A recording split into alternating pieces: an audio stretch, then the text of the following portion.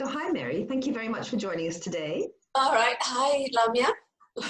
Please tell us a little bit about yourself and how you started house sitting. Okay. I started. I think it was just over a year ago. I did a house sit for HouseSitMatch.com. It was a little practice run, you could say, and I had in mind that in the middle of last year, I knew that my daughter was coming up to leaving home, and I didn't fancy hanging around in that house on my own, the empty nest. And I thought, well, this actually, after all these years of having to be mindful of her and what her requirements are in terms of school and so on, I'm free as a bird now. I can go wherever I like. And so that's what I decided to do through HouseSitMatch.com. And that's really what led me into house sitting. I wanted to, I didn't really want to go all over the world. That wasn't really what the intention was. It was more to try a different neck of the woods to the one that I had been living in all those years of, raising my daughter and being tied to schools and so on. And I was very drawn to South Oxfordshire. And as it happens, you had two house sits which were perfect for me in South Oxfordshire. So here I am on house sit number 2. Well, that's fantastic. You're obviously enjoying it. You're obviously having a good time, which is always fun to hear. Yeah, it's. And sorry. I was going to say no. I'm loving it, and I'm loving. It was just such a good choice of location for me. But as you know, I'm a feng shui professional, and so I love getting familiar with houses anyway. I like going into homes and seeing what makes them tick and seeing how people have arranged them and how they're working with them. So this is just an extension of that, really, but having longer to familiarize myself. So yeah, I love it. Yeah. And what do you think helps make house sitting enjoyable for you you talked about the empty nest, should we say a location independent, mature professional. So is there anything in particular that really appeals to you about the house sitting? You've talked about the feng shui, but is there something about the sense of freedom, something about discovering new areas? What in particular? Well, I think what strikes a chord for me is this, if you go on holiday, you're going to an unknown, you're going to a place you might have been before, but you don't really know, you don't have the same inside information from the locals. And what I found with both these house sits, and I've felt like I have developed a relationship with both before I actually took up residence in the house. So they were both very, very supportive in helping me feel integrated into the local community, even for that short stay. So I felt like that was very special, because I felt like I moved to a different part, but I was immediately familiar with it, and I could find the things that were of interest to me, the sights, the walks, the yoga classes. I've even, on the house sit I'm in at the moment, I'm her surrogate book club attendee. So and what's the book of the month? Yes, the book of the month is James Joyce, The Dubliner, so I have to read up on that. But I actually went to the previous book club meeting so I could meet everyone, and they knew this is Mary, the house sitter. She'll be here next month. That's just delightful, really, and I think that makes that different. So it feels like I'm able to help someone who needs to no longer, not to be in the house, help the house, and yet I'm getting something very rich from the experience myself. Well, Yeah. that's wonderful. That's definitely living like a local. I mean, you're really in the fabric there with book clubs and yoga classes and obviously, lovely places to be. Well done. Yes, best tea rooms, best pubs. So it sounds like the owners in both cases have taken some trouble to not only introduce you to the neighborhood and the network, but actually to the local resources and facilities and showing you where's best to do X, Y, and Z. I mean, that's obviously been a good leg up on this, but have you ever experienced a crisis situation where that's been quite useful?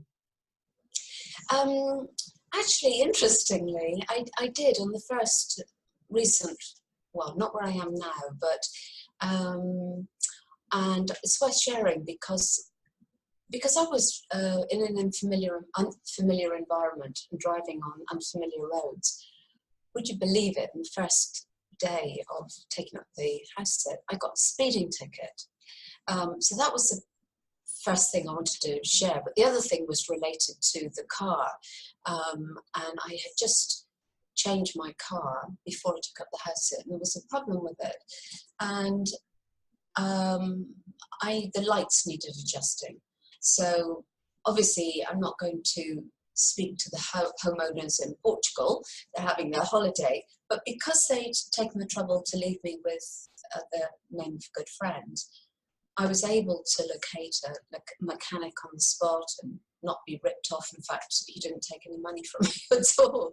So, that was supportive, because anything could happen. And I've always had from each of them, I don't have a pet in this to look after in this current house sit, but before I did, and I felt confident. It was an older dog.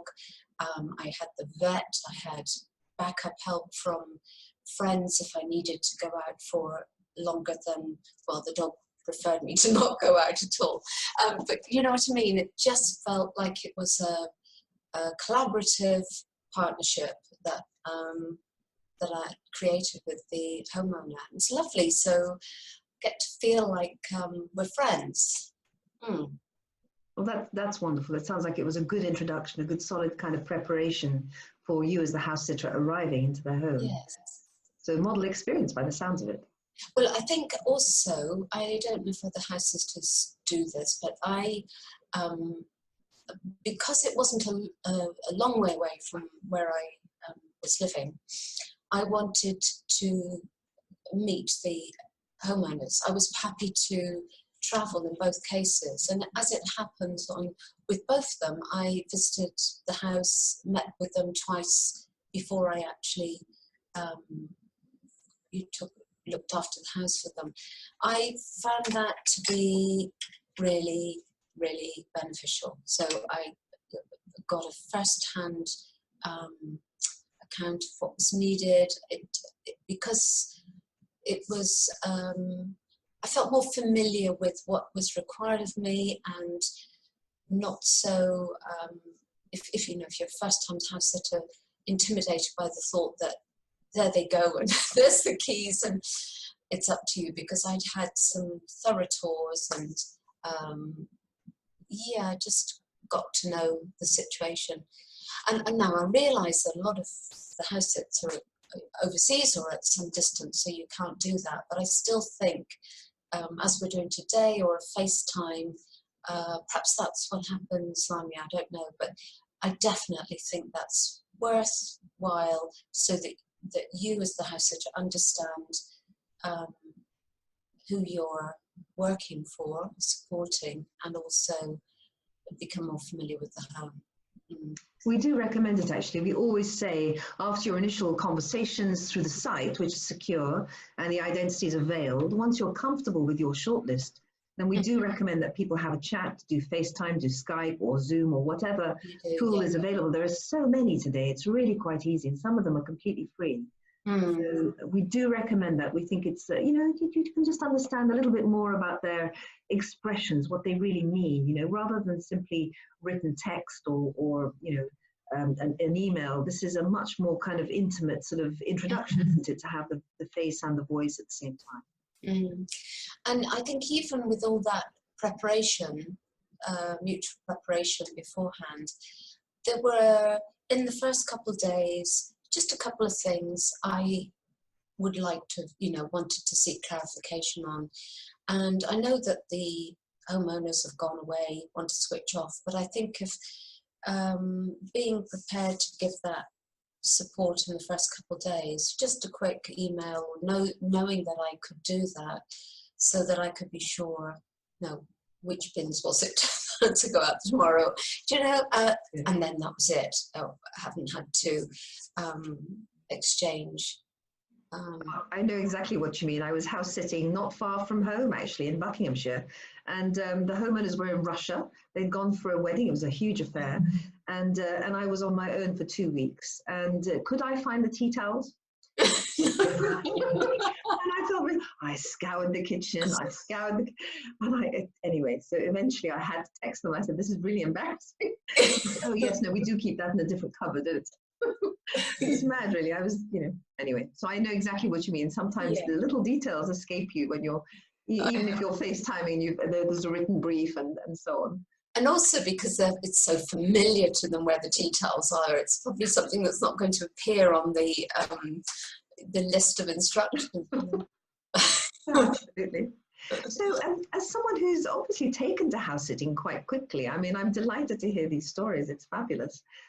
Is there anything you would suggest to other people who are considering house sitting? They're perhaps in a similar stage of life. They have a little more in terms of freedom and time to themselves, no obligations to keep a house for other people. Do you have any suggestions for what they might do to perhaps try house sitting? Well, it's interesting because I didn't set out to go the whole hog in preparation, but what happened for me, and I think it helped me give the sense of freedom, or to step into the role of the house sitting more fully. I downsized. I let go of, the house my daughter and I have been living in, and I moved all my I did do a lot of decluttering and shedding, and bearing in mind I'm a feng shui person, I'm pretty light, as you know, to start with, but I did use the opportunity, what I always lecture to people do, take the opportunity of a move to just go through every single piece of paper or belonging that you have and decide whether you want to take it forward. So I did do that, and I then moved all my furniture into storage.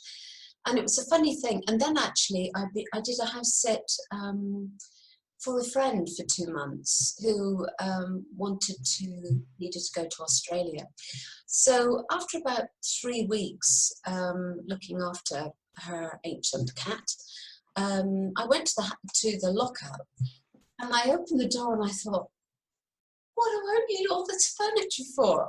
I'm house sitting. And I could see at a glance that very quickly the value of the furniture or the cost of the storage would outweigh the true value of the furniture. And so I sold it all out. One by one, I let the things go out through the lockup. People would show up to make their purchase, I would go to bed and so on. So I think that has helped even further to help me let go of where I was living, how I was living, who I was living with my daughter, and to just step into this space of, well, I can truly decide what next, because I'm not hindered by, but I haven't got half a mind on that lockup of all the furniture. I am now down to my computer, my files, because I'm still working. I'm a writer as well, as you know. And I've got 2 suitcases, and I have one big chunky one, which is called winter suitcase, one thinner one, because summer clothes don't take up so much room for my summer clothes, and a big bag of coats, and a bag of shoes, and a couple of boxes of books, and hey, that's Mary on the move. Gosh, very footloose, really. Yeah, it's very interesting when you do that, how little you actually, and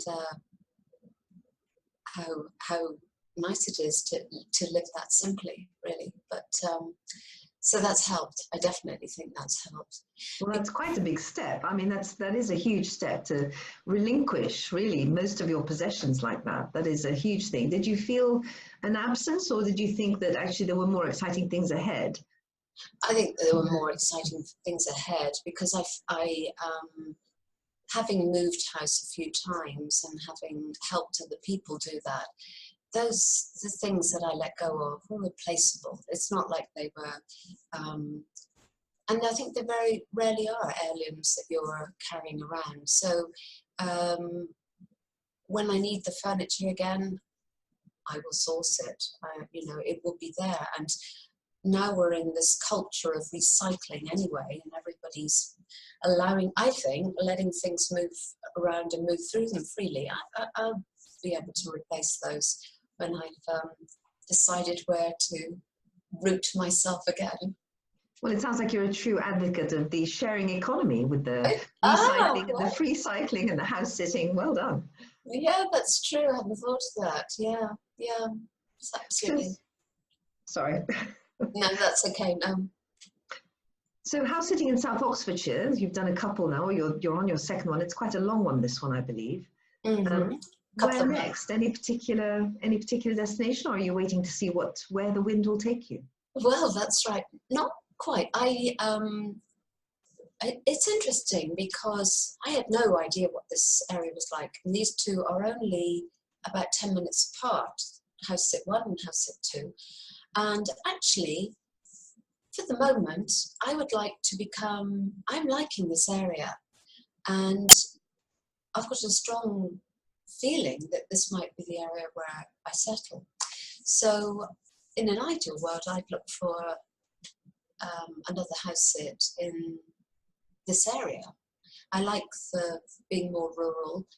And then I think a bit later in the year, I would be more adventurous and see what you have coming up that takes me overseas. And I'm very interested in the south of Spain. I've always wanted to do the classic Cordoba, Seville,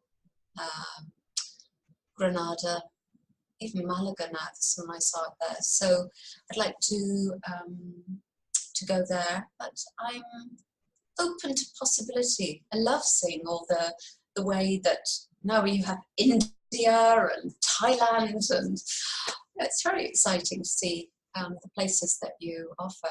And I'm not registered with any other house sitter.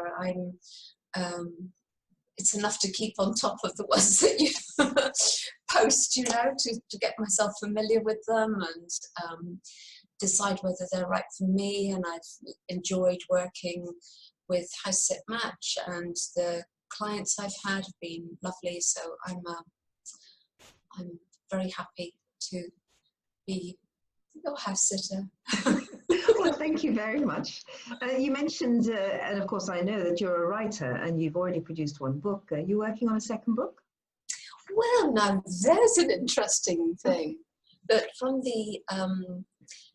I didn't think I was, but the house sit I did over Christmas and the New Year, it turned out that the homeowner was the publisher.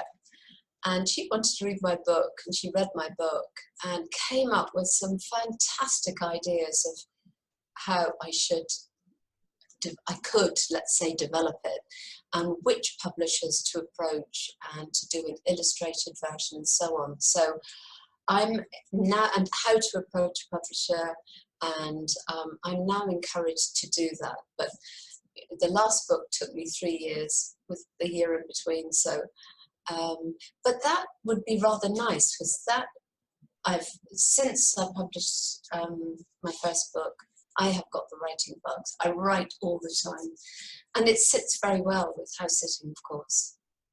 So let's see.